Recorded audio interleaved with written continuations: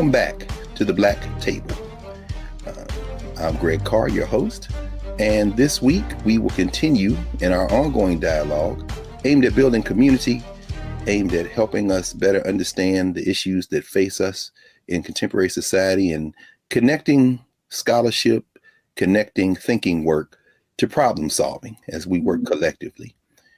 Today, I'm very excited. We're going to have a conversation that really talks about how extreme wealth influences public policy, social policy, and more specifically, how the history of philanthropy in tandem with government over the arc of the last century or so have shaped the way that white supremacy, white nationalism, or white internationalism has maintained itself, often with the help of academics and scholars.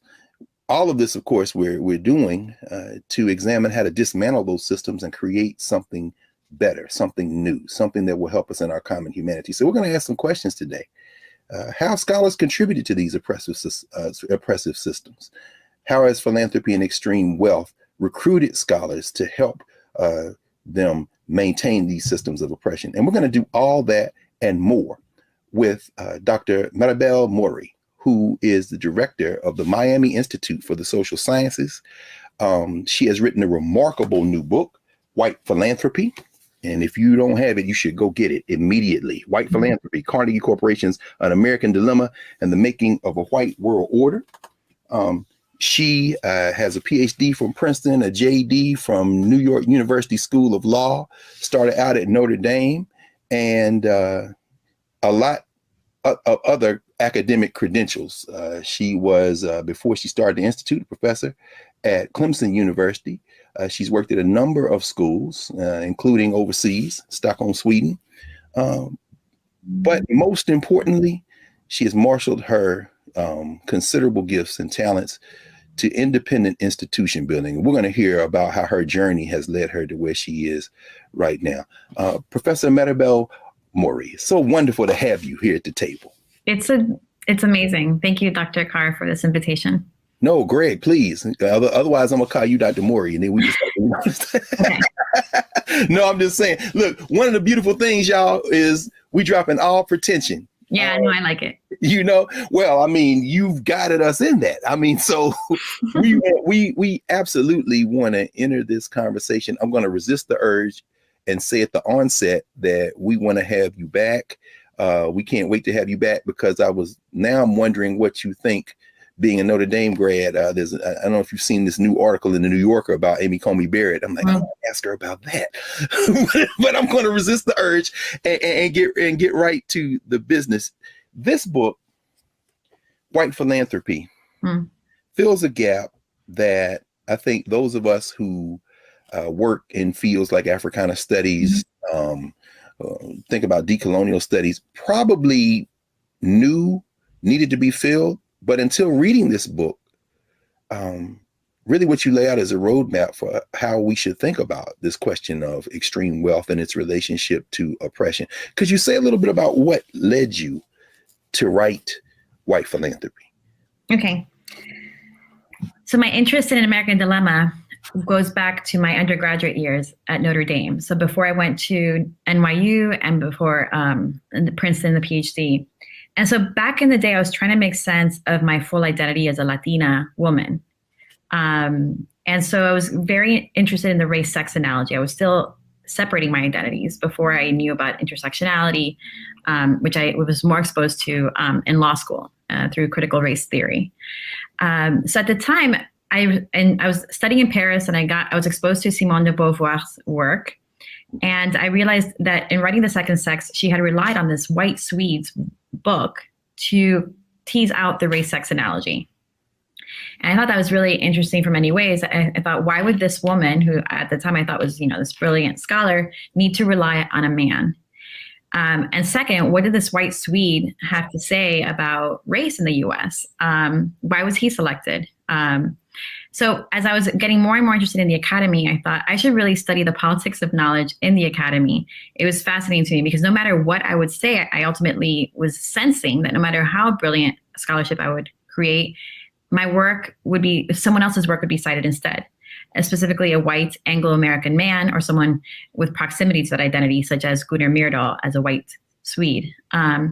So I really wanted to understand these behind-the-scenes dynamics, because when I went to law school too, individuals such as Supreme Court Ruth Bader Ginsburg, when she was at the ACLU, would cite Gunnar Myrdal instead of Simone de Beauvoir to make that race-sex analogy in the 14th Amendment cases. Mm-hmm. So I thought this woman who was obviously impacted by Beauvoir is choosing to cite Myrdal instead because she knows her audience. So I was already skeptical of the text through undergrad and grad and law school. And then when I went to Princeton, I was taking a class with Melissa Harris-Perry, Dr. Melissa Harris-Perry, on African-American political thought. And I asked her, I'm like, do you think this would be part of the canon? And knowing basically the answer, she said, absolutely not. And I was like, this is fascinating. Wow. So what does it mean to create knowledge, and for whom? Like, who is this knowledge being created for? So that's the beginning of my investigation. And when I figured out or started learning that he was funded by a foundation, that just took another interest for me, because again, being Cuban, being raised in this Cold War environment, there were only two political economies that were possible in my psyche. It was either profit maximizing capitalism, where you forgave all forms of profit maximizing, or communism. So who were these people, these white Anglo-Americans who were based in New York, who seemed to want to solve social problems, but not enough to be a Che Guevara? They definitely were not Che Guevara. So who are these people? And what does it mean for them to address problems, and for whom? And what are they trying to preserve or change? So I became very fascinated by quote unquote philanthropy. I see. This in itself is fascinating. I mean, first of all, to exhibit the kind of mastery that you display in the book, and to realize that this is something that you took up in your undergraduate years, which aren't that long ago. It really shows your commitment to really, and of course, well, there may be somebody who's watching the table right now who might not know the book, An American Dilemma. And I think one of the things that you've talked about, and I've seen even when you've been in conversation across the board, getting beyond our Rolodexes. I love the way you talk about that, looking horizontally and, exploding this whole notion that knowledge should be privileged for just a select few or people in our networks. If you wouldn't mind just taking a second for those who may not be familiar with Gunnar Myrdal's book, to help folk who are now learning for the first time about An American Dilemma know what that is. Yeah, so it was a book published in 1944. It was completed in 1942. In the late 1930s, Carnegie Corporation of New York, and I'm going to put a parenthesis to that. Carnegie Corporation of New York is a foundation established by steel titan Andrew Carnegie in 1911. And it was started to fund projects in the US, ultimately also Canada and the British colonies. And part of their funding, they fund knowledge production, was a study. This was commissioned by one of its presidents in the 1920s, who wanted a comprehensive study in the social sciences on Black Americans. And Greg, I'm sure we'll talk about the purpose of the study ultimately. But the way the project is remembered, published in 1944, is its association with Brown v. Board of Education, the U.S. Supreme Court decision in 1954 that found state-sanctioned, racially segregated public schools to be unconstitutional, to go against the 14th Amendment of the U.S. Constitution. So from many circles, and we'll talk about like the mainstream white liberal circles in the U.S., it's remembered as this key study of the civil rights movement. And why? Because in this book, Gunnar Myrdal said, I am presenting you, readers, and he really meant white readers, with a long list of anti-Black discriminatory policies and behaviors that you white readers commit repeatedly, whether it's in institutions or, personal behavior. And it is a tension for you, white reader, to see that you do this because you have this moral compass. And this is what it's called, the moral dilemma. An American dilemma is a moral dilemma in the psyche of white Americans, because he writes, without any quantitative data on this, actually his researchers would argue against that. But it was wartime propaganda that he was presenting during the Second World War in support of white Americans, saying, you actually feel really guilty and bad about this. And therefore, when I show you these behaviors and policies, you're going to want to change it because you're also rational human beings. So unlike Germans and their mistreatment and genocide of Jews, you actually want to be better in your treatment and genocide of Black Americans. Mm-hmm. So he provides a long list, and he ultimately says, like I said, that you can, you want to rectify this problem. Mm-hmm. So that's usually how it's remembered. Well, then that actually is a perfect place for us to take our first break. And when we come back, oh, I can't wait. We're going to walk through the book, because you introduce a constellation of characters. And two things before we take the break. When we come back, we're going to have you help us think about how this American dilemma is really part of a global dilemma that these folk are trying to collude to solve, and how these other academics and scholars, folk that you walk in the footsteps of, are standing there doing their own insurgent work, but some of them get pulled in, some of them in the periphery. I mean, everyone is in this text. So we're going to take a break. And when we come back, Professor Maribel Morey is going to continue her conversation here at the table with us on white philanthropy and the implications for today. More in a moment.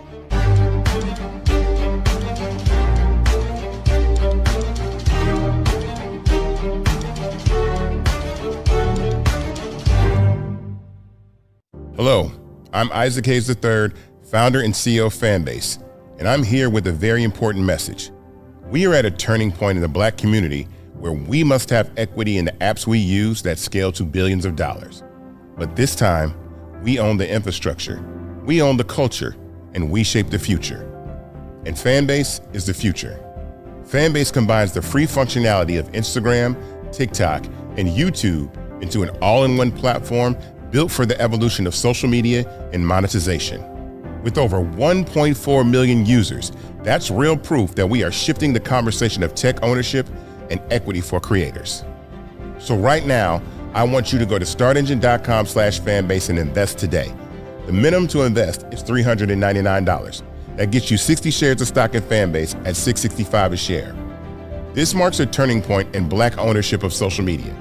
If we don't take this opportunity to own social media right now, we will always be customers to our own creations. And that can't go on. So once again, go to startengine.com/fanbase and invest today. We must own the platforms where our voices live, our stories matter, and where our culture drives the world. Thank you.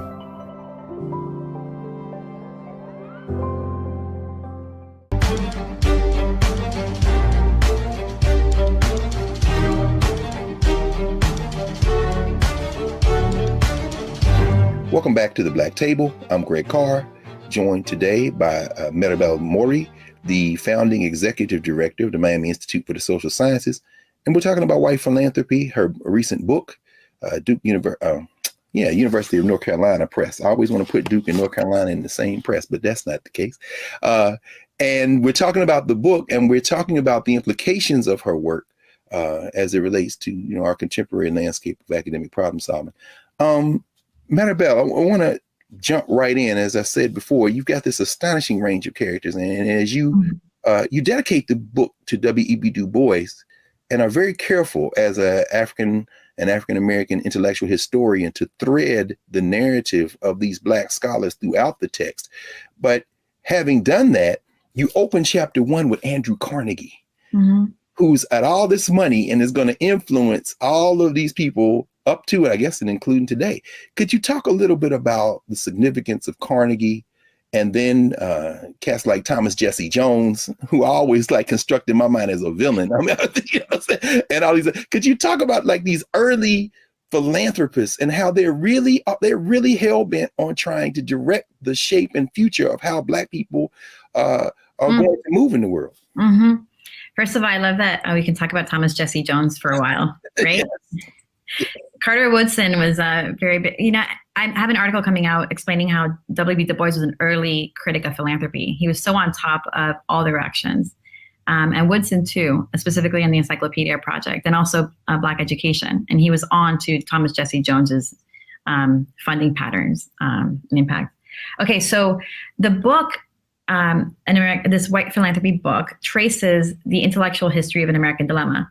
So in that context, it really shows how this president who commissioned the work, what he was trying to do with this project in the US. And to do that, we go back in time, right, to earlier projects that he financed in British Africa in the 1920s and 30s. That said, I didn't want to present it as if this president, Frederick P. Keppel, came in with a blank slate into an organization with no vision and just plopped in, right? So he's working within an institutional context. So what is that institutional context? And Keppel is president of the Carnegie. That's correct. Thank you. Yeah. So Keppel is president of Carnegie Corporation of New York, founded by Andrew Carnegie in 1911. So, and Keppel becomes president in the 1920s and leaves in the early 1940s. So, and he soon passes away. So he passes away before An American Dilemma is published, actually. Moving back. So what organization did he inherit? What was he coming into? As we know right now with, let's just say in the academy, if we talk about the Harvard letter, right? We know that institutions have their context. So even if you have your own model, vision of what you might do in your scholarship, you're coming into an institution that already has patterns of behavior. Yes. Like Carnegie Corporation, what are those patterns of behavior? So Andrew Carnegie passes away in 1919. And he has people on the board that follow his vision. But what is his vision, right? And how is it understood by the people who feel empowered to speak on his behalf? In the foundation world, they call it, right, donor's intent. So how do they express donor's intent in the organization? So James Bertram was his personal secretary who would field letters asking Carnegie for money before Andrew Carnegie established Carnegie Corporation, which ultimately moved his private philanthropy office into a more institutional setting of board of directors and staff. And he said, he would help the president, Keppel, understand what British colony meant. So Keppel inherits an organization that says, in its charter, we fund projects in the US, Canada, and the British colonies. Well, there's a question of what are these geographic spaces? Does the US include the Philippines? Do the British colonies include, what the British government might say is a colony from London, or is it something else? And James Bertram enlightens Keppel and says what Andrew Carnegie really intended by British colony was communities of whites. There it is. It is. And there's no shame in writing that. So it's just the facts. No question. Interesting. Yes. Go ahead. I'm sorry. Yes. No, yeah. So in that spirit, he says, and just in case you didn't understand this, Keppel, this means that East Africa is good, Kenya, for example, not West Africa. South Africa is good, even though it's not officially a colony. And so is New Zealand, Australia, not officially colonies. So you could be a British Dominion, British Commonwealth, but not all British colonies would go into this vision of communities of whites. And what he said was, it's not just having white people there, it's a space where white people could dominate. Therefore, for example, India would never receive funding from Carnegie Corporation. And so this shapes the funding patterns of the organization in the 20s in an informal way. Ultimately, they do adapt their charter to include British dominions, to basically have on paper what they were already doing in practice informally. And and as you so brilliantly lay out, you've got these parallel tracks that end up informing each other and merging. But at the same time, I mean, in some ways, hasn't Carnegie and some of these other philanthropists, too, these railroad cats, cut their eye teeth domestically with like Booker T. Washington? They start in the 19th century, huh? So while they're expanding and looking at these interests in Africa, what's Carnegie doing domestically that's going to help us think through this as this thing emerges, the American Dilemma? Yeah. So Andrew Carnegie himself was very enamored with Booker T. Washington, and he gives a speech in Edinburgh, Scotland, in the 1910s, late 1900s, the aughts, and says this is an educational model that can be used across the British Empire for other colonized groups. The Tuskegee model. Yeah. So he underscores what Booker T. Washington was accomplishing in Tuskegee and says if we had only applied this model of education in India earlier, we could have avoided the whole problem. And by problem, he means, colonized people pushing back and challenging, revolutionizing. Yeah. And in his vision, so that's one. So Andrew Carnegie had the vision of expanding the Tuskegee educational model internationally as a means of dominating colonized groups, okay? And in a complementary way, his vision of international peace included and underscored Anglo-Saxon unity. Wow. That is truly remarkable. I mean, just given the context, here we are in 2022. I mean, at Howard University, there's a Carnegie library. I mean, he puts libraries everywhere. But I think about the fact that Howard trustees added Booker T. Washington in part to get Carnegie's money. And Carnegie had almost shied away from that liberal arts type of model. And to hear you talk about Tuskegee, which, you know, we know Booker T. Washington had his own ideas. I'm probably a little bit more charitable toward Booker T than some people, but my mom from Alabama, so I kind of see Tuskegee. But they are plowing so much money into shaping the sensibility of these people that they want to continue to oppress from now on. I mean, we're going to take a pause here, but when we come back, Maribel, lead us now into the first third of the 20th century, if you don't mind. As these plans begin to take shape and they begin to generate these documents, these surveys, these huge, that telephone book that you made me dig out of my library, Laura Haley. I mean, when we come back, we're going to continue this conversation with Maribel Morey on white philanthropy and the implications for today. Back in a moment.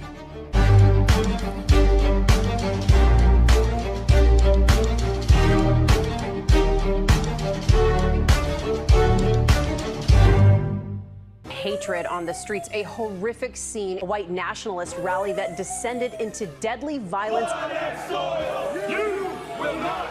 White people are losing their damn minds. As an angry pro-Trump mob storms the U.S. Capitol, we've seen shootings. We're about to see the rise of what I call white minority resistance. We have seen white folks in this country who simply cannot tolerate black folks voting. I think what we're seeing is the inevitable result of violent denial. This is part of American history. Every time that people of color have made progress, whether real or symbolic, there has been what Carol Anderson at Emory University calls white rage as a backlash. This is the rise of the Proud Boys and the Boogaloo Boys. America, there's going to be more of this. Here's all the Proud Boys, guys. This country is getting increasingly racist in its behaviors and its attitudes because of the fear of white people. The fear that they're taking our jobs, they're taking our resources, they're taking our women. This is white fear.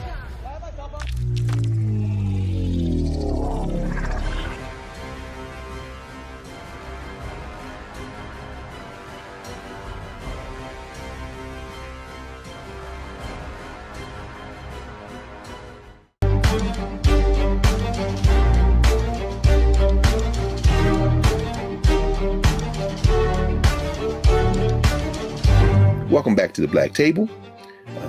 Greg Carr, Maribel Morey, and we're talking about white philanthropy. And we're talking now about the first third of the 20th century with Maribel. Professor Morey, pick up where you left off. So Carnegie has begun, I think he actually generated a report in the 20s, right? I mean, he has a text that his name is attached to, but we're going to see the blueprint in part for an American dilemma be generated there in the 1920s. Could you talk a little bit about this other cat that emerges, Malcolm Haley? And I know there's everybody else to talk about, so take it however way you want to. Okay, so Andrew Carnegie passes away. James Bertram is his personal secretary with lifetime appointments on the board. And there are two other personal secretaries who have lifetime appointment on the board. Who all pass away around the same time in the 30s. Okay, so here we have Frederick P. Keppel as president of Carnegie Corporation in the 1920s. When he comes on board, a lot of the funding for projects in the U.S. had already been committed by the prior president. You know, before leaving, he's like, bum, bum, bum, bum, bum, bum, bum. Here are grants. Good luck, next president. You have nothing to be able, you can't do much here. Wow. And so Keppel started finding some interest in the smaller, they call it the special funds for projects in Canada and the British colonies. And that's when he's getting advice from one of these personal secretaries on what Carnegie had meant by British colony. And again, he meant, according to the secretary, communities of whites. So assuming that Keppel is in an organization that is not only geographically limited psychologically to spaces where white Anglo-Americans dominate, but also an organization that is privileging the interests of those individuals, of those white Anglo-Americans. So that's when he starts thinking, okay, well, I'm within this framework. What can I do? What do I want to do? And he, one of the first steps is to do an exploratory trip through British Africa to the spaces that Bertram said were okay to fund. And the first study that he finances is in South Africa, in dialogue with local advisors, again, white local advisors, Afrikaners, and British settlers, who found problematic the issue of quote unquote white poverty. Now, why was it a social problem for them? It was a social problem because poverty amongst white people would challenge, from their perspective, white superiority and Black subordination. Because the idea was that white people had to be politically and economically dominating in the area for there to be peace. And for folk who might not know, when we think about South Africa and say white, that label doesn't tell you everything you need to know. You just mentioned two distinct groups, the British and the Afrikaners. Could you say a little bit more about that? Because is poverty situated among the whites in one as opposed to the other? Or is it across the board? Right. And that's a really important point, because whiteness is being created here. So within these communities, the British settlers would not view Afrikaners as equally white. So how to create a common racialized identity that could be used to weaponize themselves, right?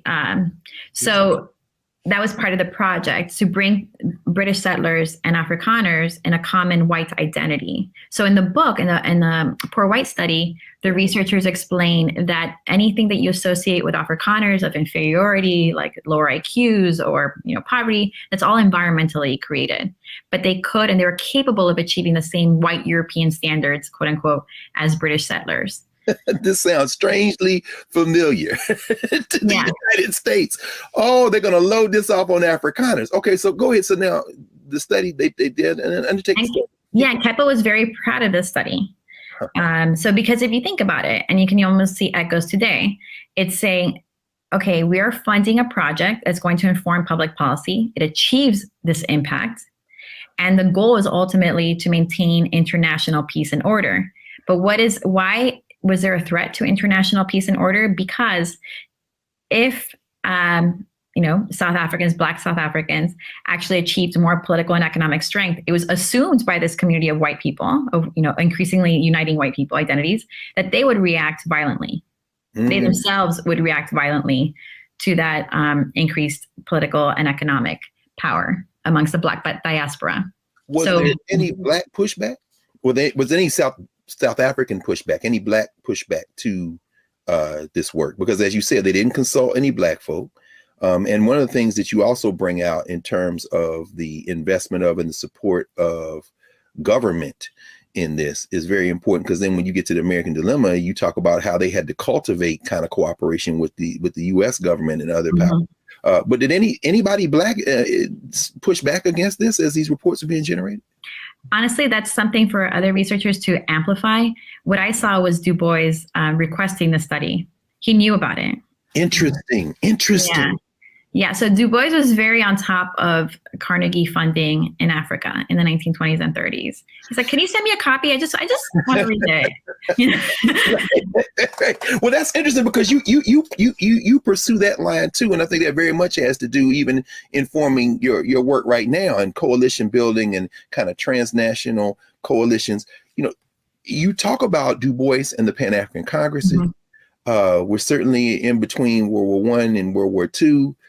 You have the anti-colonial movements, but Du Bois isn't just concerned about the affairs of Black folk in the United States. Well, I guess neither is Booker T. Washington. I mean, could you talk about how perhaps Black internationalism, which isn't really fully developed at this point, but how they might look at that as a threat to their plans? No, they knew. I mean, so W.B. Du Bois knows that Carnegie Corporation is privileging the interests of white people across the Atlantic, to the point where he tests the boundaries. He's like, I'm going to make them say it to me. So he says, I know your fellowship program. He's talking to another colleague in letters and says, I know this fellowship program is only bringing back and forth white scholars. The Carnegie Corporation has like a fellows program between South Africa and the US. So he writes to Keppel and says, I would like to go. I want to go to South Africa. And Keppel doesn't know how to tell him no, because a lot of these actors in Philanthropy very much admire his brilliance. Interesting. But also are scared of him, of his intelligence and his ability to, bring people together. So Keppel ultimately says, I have relied on my advisors in South Africa, note white advisors, and they think it would be an issue, problematic for you to go. So I can't. So that's one where they see the power of these organizations in creating opportunities for scholars and leaving out others. And also the amount of money, the wealth. So when we're talking about big stakes, when Du Bois is thinking about an Encyclopedia Africana in the 1930s, and he's willing to compromise. He's compromising on working alongside the Philip Stokes Fund, the same organization that has Thomas Jesse Jones. Yes. And could you say something? I mean, because it's interesting, because we are talking about the Depression. And you write about how Rosenwald, for example, loses his, and as somebody whose mama went to a Rosenwald school, we know the impact of Rosenwald in tandem with Booker T. Washington building those schools in the South. But Rosenwald's money's gone. I mean, could you talk about how these foundations are actually working with each other? And that Encyclopedia, the Negro example, and I think it's chapter 7, you really do a deeper dive into those politics. You say something about how they really are working with each other, these companies or these corporations, these philanthropic organizations.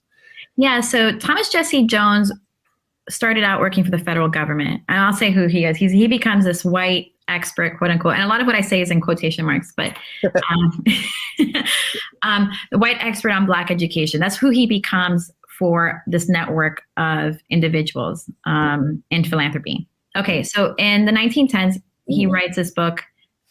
Yeah? No. I'm just thinking about that. That too has a contemporary, these white experts on Black education that have a lot of money from foundations. Anyway, please continue. I'm not going to name any names. Go ahead.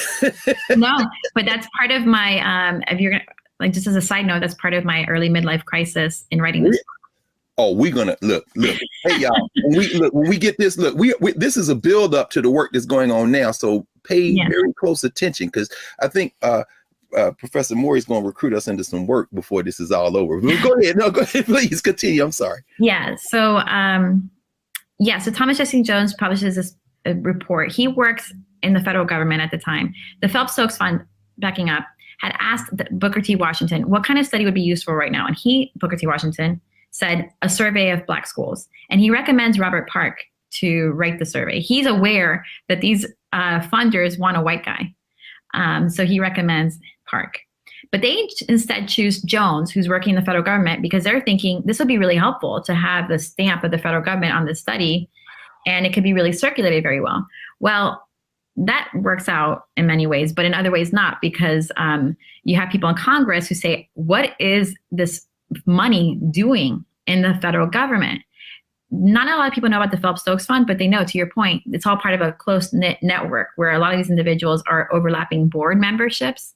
In New York, these are all organizations: Philip Stokes Fund, Carnegie Corporation, Rockefeller organizations, which included General Education Board, Laura Spelman Rockefeller Memorial, the Rockefeller Foundation, and they're all intertwined. Spelman Rockefeller as in Spelman College? Spelman University? Yeah. Wow. Okay, y'all know these HBCUs be named for a lot of these people. Anyway, go ahead. Yeah, you go to Tuskegee and you see all the different buildings, too. Yeah. So they recruit Jones from the feds, and then they're questioning, but you see the overlap. So they kind of they're saying, I know the face of it is Philip Stokes, but right behind it is Carnegie and Rockefeller, and I do not trust these profit maximizing individuals in industry. Yes. So what are they doing educating our children? So Jones pops out from the federal government and becomes the specialist of education for the Philip Stokes Fund. He comes under the umbrella, and he starts guiding all these organizations and how they should fund Black education after the passing of Booker T. Washington, Andrew Carnegie, this first layer of people. He's advising the next layer of staff members, and saying this is a right policy, the one that Carnegie and Washington really subscribed to. So that's the first study you see in the 1910s with Jones. And then he ultimately produces 2 more studies of Black education in colonial Africa, recruited by the same network. Wow. So, and so it's fascinating because, of course, we think about Woodson, whose money from these foundations dries up right around the time he publishes Miseducation of the Negro. One of the reasons he refuses to connect with the HBCUs, and that's where they're putting their money. And they say, well, we'll keep funding the Association for the Study of Negro Life and History if you'll just affiliate with an HBCU. And Woodson not only refuses and loses his money from that, but that Encyclopedia of the Negro, as you write about what he and Du Bois, neither of whom, I guess, as you write, were not invited to the initial meeting to plan an Encyclopedia of Negro, but you write about the fact that what they have in mind, even with their differences with each other, is very different than what these funders have in mind. I mean, it's an Encyclopedia of the Negro, right? That would help all of us. But what do they have in mind that's different than Du Bois and Woodson and the Black scholars? What Washington, well, not Washington, Booker T. Washington in some way, but what W.B. Du Bois and Carter Woodson were invested in is precisely what these white funders were scared of. Wow. Okay, so which is what? They were invested in a rising Black identity, connections between the U.S. across the Atlantic, and pride, and pushing back against white supremacy and Black subordination, right? Through the use of knowledge. Like and it brings it down to that question, like you're asking, and we're all invested in what is knowledge for and for whom? And for them, the Encyclopedia Project was about bringing to light all these different levels of achievements. And again, that definition of achievement, we could break it down, right? Like, what does it mean? Are we playing into this white definition of achievement, or is it a different one?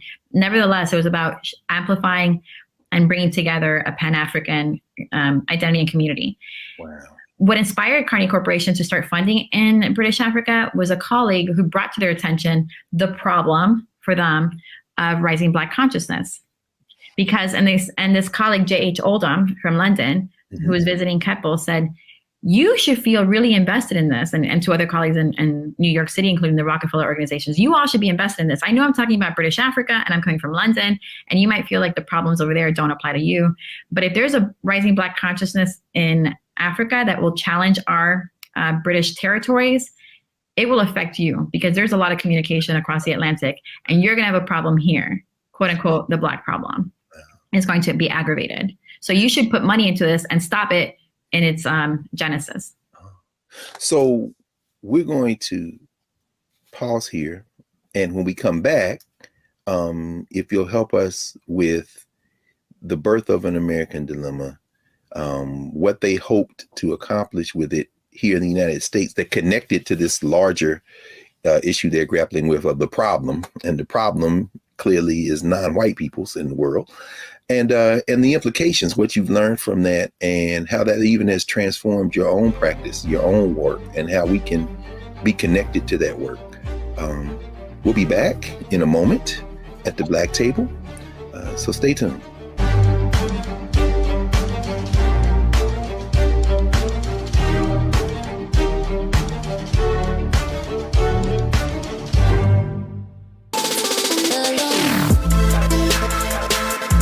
Hey y'all, welcome to The Other Side of Change, only on the Black Star Network and hosted by myself, Bria Baker, and my good sis, Jamira Burley. We are just two millennial women tackling everything at the intersection of politics, gender, and pop culture. And we don't just settle for commentary. This is about solution-driven dialogue to get us to the world as it could be and not just as it is. Watch us on the Black Star Network, so tune in to The Other Side of Change.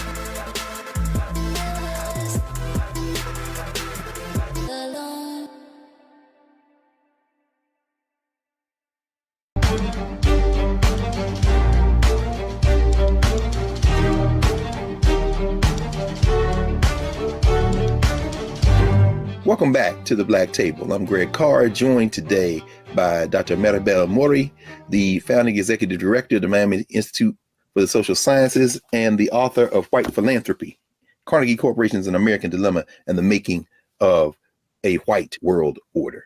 So with that in mind, Prof, when we left, you had walked us right up to the edge of the recruiting by the Carnegie Corporation of Gunnar Myrdal, bringing him in, he and his wife, who have done some incredible work in social science, but again, replicating this pattern of asking white folks first, they had approached white scholars domestically to do kind of a national study on Black folk. I think you write about Melva Herskovitz, whose shadow we still live in, apparently. And, could you talk about Myrdal, what that study meant, how it involved Black scholars, and ultimately what was the purpose of the study and the thrust? Because you also write about a national study, but policy making is local and state. And so could you talk a little bit about what they're really up to and after and how Myrdal fits in all this? Okay, I'm going to really try to just bring it all together. Yeah, no, please. Yes, all right. Got your way. Okay, so usually scholars have tended to underestimate the vision of Frederick P. Keppel as president of Carnegie Corporation. And with that, then disconnected the organization's work abroad from its work domestically in the US. So what I've done in this research is really just getting bored over a decade in the archives. And I went through Keppel's uncatalogued boxes. Like I know about his children, his Christmas cards, blah, blah, blah. I got into his— Can I just footnote this for everybody? Scholars who work like this, but what you did when you detailed your research methodology, this took a decade, right? Thousands of pages of work, unprocessed collections. It's truly remarkable as a feat. I just want to say that to you publicly, because that's no joke. Thank you. You think I have a high tolerance for boredom. Okay. You said I know about his children. I know how that's out of receipt. Yeah. So it's getting into the psyche. And so I could trace his funding patterns and what he was invested in. And so this goes to the purpose of An American Dilemma, because in the US, we're so programmed in our educational system, from a wee size, to associate the national level with more progressive policies. And obviously to associate this book, An American Dilemma, cited in Brown v. Board of Education, as a progressive text. Yes. Though scholars such as Derek Bell really pushed back against that in his analysis of Brown v. Board and his experience working for the NAACP Legal Defense Fund, right? Yeah. But the mainstream was that the national level, Brown v. Board is all progressive. So understanding Keppel as being invested in this project and coming from this transatlantic funding interest, I started saying, oh, wait, he talks about Black people and white people transnationally. And he has advisors in the 1930s. After that study in South Africa, they shift to advisors in London who are financing and planning this African survey with this colonial officer as director. So Keppel is still invested in funding cooperative studies in the social sciences, but while the Poor White Study in South Africa was authored by each researcher, they authored each one their own separate volume with the joint findings, bringing it together. Interesting. Yeah, because you said Haley had a crisis, right? He just got overwhelmed. So this is really other people's work, except they got to put their names on this one. So in the first one, they do that, right? So they each take their turn. They don't know exactly what Keppel means by cooperative social sciences, but they see the dollar amount behind it. They're like, oh, whatever it is, we'll do it. We can do it, right? Yeah. Wow. And then in Chatham House, the new advisors in London, they say, yes, let's do this cooperative social science study, but instead of having a horizontal structure where each one gets credit, let's have one person in charge who has public policy experience being governing, dominating over colonized people in the British Empire, synthesize this material and produce the final report. And he does, like he has a nervous breakdown. But that is a research model that Keppel starts translating for US context. So you're gonna have an invisible team of researchers and someone with public policy experience who could translate that knowledge into public policy recommendations, like a vision forward.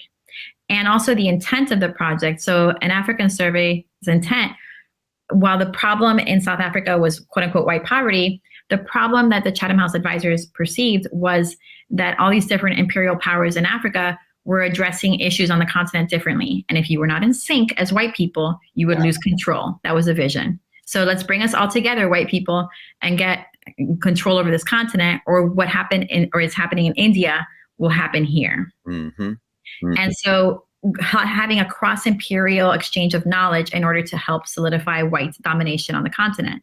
Similarly, in the US context, so you have this research structure I already mentioned, that was an echo, and the purpose was to help policymakers across the country learn from each other's policies and then can become much more in sync. That's slightly different than saying that you necessarily want the federal government to be passing federal laws to bring everyone in sync. There is a space there to think that the states themselves, like separate imperial powers in Africa, could learn from each other and become more in sync and still leave public policies at the state and local level. Ooh. And yet, during the process of writing this project, we're talking about the New Deal, Keppel and Myrdal start thinking that, the federal government could play a bigger role in helping to standardize policies. Now that's interesting because you make me think about the fact, and I'm thinking even now about the legal fight.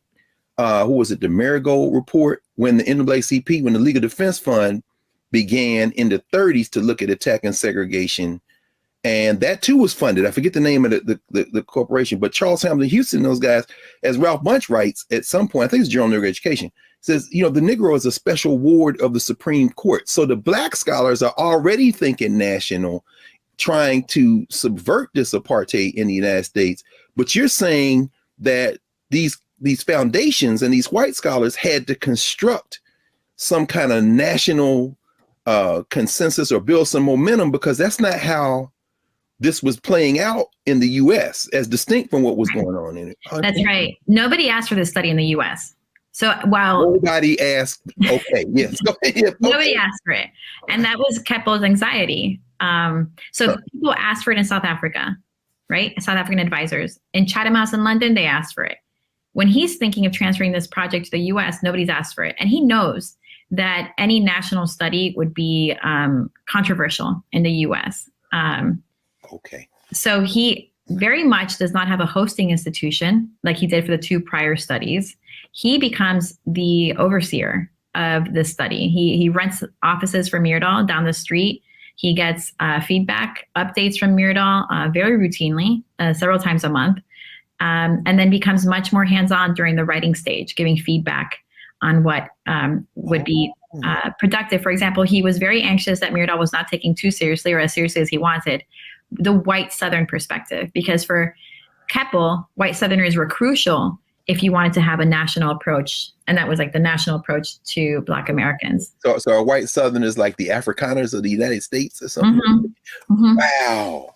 Yeah, I mean, your connections, my good. So okay, so how does Myrdal, because the Myrdals are coming obviously from out of the country, how do they recruit these Black scholars who end up working with them? Because they don't get credit.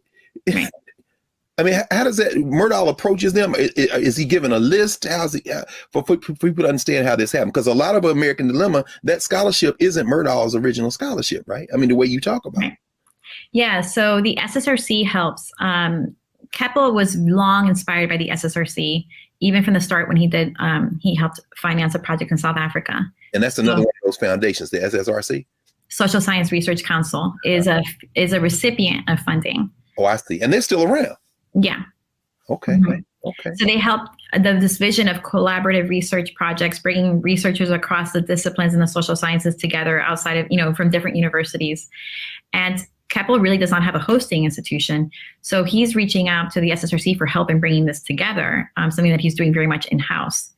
And this is Donald Young specifically at the SSRC, the sociologist who helps recruit scholars. So Ralph Bunche is coming back, for example, from a research sabbatical financed by the SSRC. And Young is like, oh, you need to come and do this project. This shows you, if you see the dynamics between the SSRC, Carnegie Corporation, and Black scholars, power, right? Power is central here because... Yes. Yeah. I mean, if you have one string is the power of Carnegie Corporation to solicit the help of SSRC. SSRC is a recipient of funding of, the Carnegie and Rockefeller groups. So how much wiggle room do you have to say no? Right. Keppel asked Young to write a report saying, if you had a European, statesman in charge of this project, how would you see it going about? And Young writes a report, like a memo, and Keppel uses it for to convince his board. But Young never explicitly said, this is what we would want. But the power of the organization to get this information from someone like Young, with the promise of, the amorphous promise of funding. And similarly, Myrdal was able to recruit unpublished works by Black scholars simply with the Carnegie name behind him. My God. We're certainly going to have you back, but we want to turn now with our remaining time because, you know, those of you who know An American Dilemma and know the name Gunnar Myrdal, you know the impact that this continues to have and how we think about race in this country. You know, interestingly enough, Maribel, your own work as a scholar, as an academic, you know, what did researching and writing this book and doing this work do to you in terms of your own view of scholarship and your own decisions in terms of your own career and work and what you're doing now at the Institute? Right. So it's changed my life. One is, I'll start with what inspired me. What inspired me were scholars such as W. Du Bois and Carter Woodson. And also the very lack of someone in the art. Those are the ones who had some proximity to these funders. They could write personally to Keppel and others. Nobody who looked like me, right? Or as a Latina woman, like anywhere in this network, whether close or far. Remarkable. That is remarkable. I mean, the only Latino I can think of, Latino, certainly not a woman, was Schomburg. And Schomburg didn't have access to his, even though he rolled with Du Bois and Woodson, them, American Negro Academy, which you write about. But there's nobody there. That interesting, huh? And so seeing echoes between what I was writing and what I was living as an academic. Yeah. And then also from another lens, so as a Latina, but also, you know, as a white Latina, thinking, what role am I playing in this? Am I echoing the domination in, you know, the production of knowledge on race in the US? Am I echoing exactly what I'm writing critically about from the early 20th century? And what am I going to do about that? So I had received an Andrew Carnegie Fellowship to do 2 years of research, thinking, what role am I playing in the academy? And can I do this with a straight face? And so thinking about that, and then also seeing the difficulty in publishing this book, I was being asked repeatedly through the peer review process to change the narrative. So that's that gatekeeping process I've seen you talk about over and over again. Yeah, so the real soft spots here that get some readers, specifically white liberal readers, I would say, really it's sensitive for them, is a connection between a colonial African administration and post-World War II visions of racial equality in the U.S. I see. Is that what led you ultimately to decide to start the Miami Institute for the Social Sciences? Is that part of what, and what do you all do? Because in the we need to do something. I mean, not all of us can do the same thing in the academy. We're all playing roles within and outside the system, and we need each other. The vision is to create a space. We are creating a space for critical engagement with the research questions that are being asked, the problems that are being perceived, how data is being collected, and also to see each other and to meet each other across the global South and North. Because we are incentivized so much to just write in dialogue with a few scholars in elite institutions in the US. And we know from, for example, recently the Harvard letter, what dominating role some of these scholars play in the academy, to the point where people might feel silenced from saying anything, whether it's about their personal lives or, you know, how they're being treated, to their scholarship, to the research questions they're asking, to how they're being published, whether they're getting tenure. So what is knowledge for and for whom? And it can't just be for the elite to better dominate all of us across the world. No question. Well, I mean, that's certainly the reason we wanted to invite you here and to this audience, which continues to expand. I understand what you said about, you know, being a white Latina. At the same time, we know that race is a fluid, and remember, because I would never even have thought that. So I know it's different places in the hemisphere in the world. But as you're building the Miami Institute for the Social Sciences, and those you want to know more, go to miamisocialsciences.org, please. This notion of getting beyond these straitjackets, these boundaries, and what you've given us in terms of a record of how extreme wealth has been used to preserve inequality, and maybe even some roadmaps to how we can either reverse engineer it or jailbreak it all together. I mean, we're really grateful, and I hope you'll come back because we have everything else to talk about. So I would love to. It'd be an honor. Thank you. No, thank you. With great pleasure. We're going to, with that, pause with the black table. When we come back, we'll clear the table and we will get ready for our next convening. So back in a moment.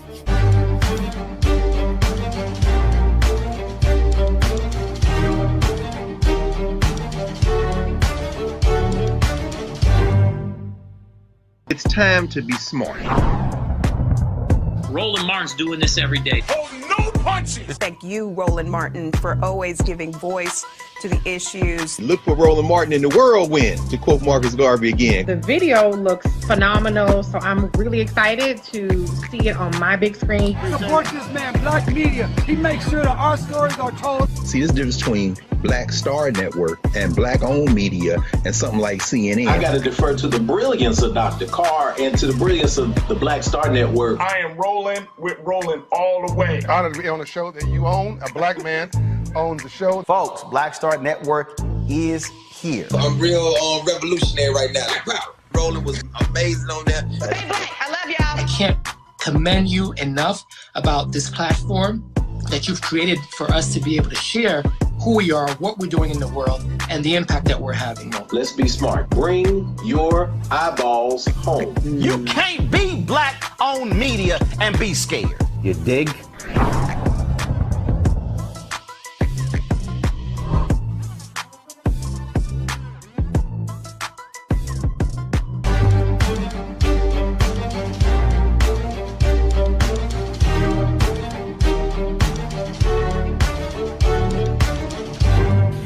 Welcome back to the Black Table.